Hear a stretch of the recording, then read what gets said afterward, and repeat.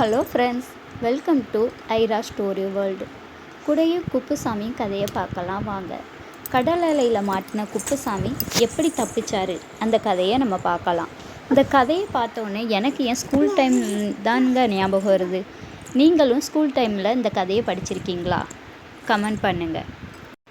அது ஒரு கோடை காலம். கடற்கரையிலேருந்து மக்கள் கடல் அலையை ரசிச்சுக்கிட்டு இருக்காங்க. அதில் நம்ம ஹீரோ குப்புசாமியும் நின்று கடல் அலையை ரசிச்சிட்ருக்காரு. அப்போ திடீர்னு கடல் அலையோட வேகம் அதிகரிக்குதுங்க. மக்கள் எல்லாருமே ஓடுறாங்க. ஆனால் நம்ம ஹீரோ குப்புசாமி மட்டும் நம்மளை என்ன பண்ண போகுது பார்த்துருவோம் அப்படின்னு அங்கேயே நின்று கடலை சாப்பிட்டுட்டு இருக்காருங்க. ஒரு கையில் கடலை, ஒரு கையில் கொடை. அவர் கொடையை எப்போதும் கையில் வச்சுக்கிட்டே இருக்காருங்க. அப்போ திடீர்னு கடல் அலை வேகமாக வந்து குப்புசாமியை கடலுக்குள்ளே தூக்கிட்டு போயிடுது. கடலுக்குள்ளே போன குப்புசாமி அங்குள்ள சின்ன சின்ன மீன்கள் எல்லாமே பார்த்து ரசிக்கிறாரு.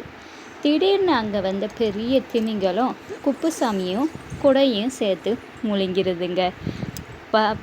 ஆரம்பத்தில் குப்புசாமி திமிங்கலத்தோட வயிற்றுக்குள்ளே இருந்து பயந்துக்கிட்டு இருந்தார்.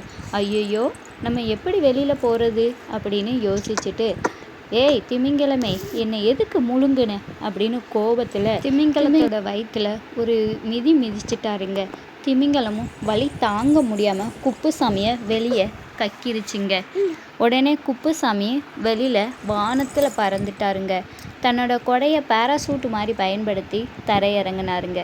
இந்த கதையிலேருந்து நம்ம என்ன தெரிஞ்சுக்கிட்டோம் அப்படின்னா, எந்த சூழ்நிலையாக இருந்தாலும் பயத்தை கைவிட்டுட்டு தைரியத்தோடு செயல்படணுங்க. நன்றி. இந்த கதை பிடிச்சிருந்துச்சுன்னா லைக் அண்ட் ஷேர் பண்ணுங்கள். இந்த சேனலை சப்ஸ்கிரைப் பண்ணிக்கோங்க. இந்த மாதிரி நிறைய ஸ்டோரி போடுவேன், கேளுங்க. தேங்க்யூ.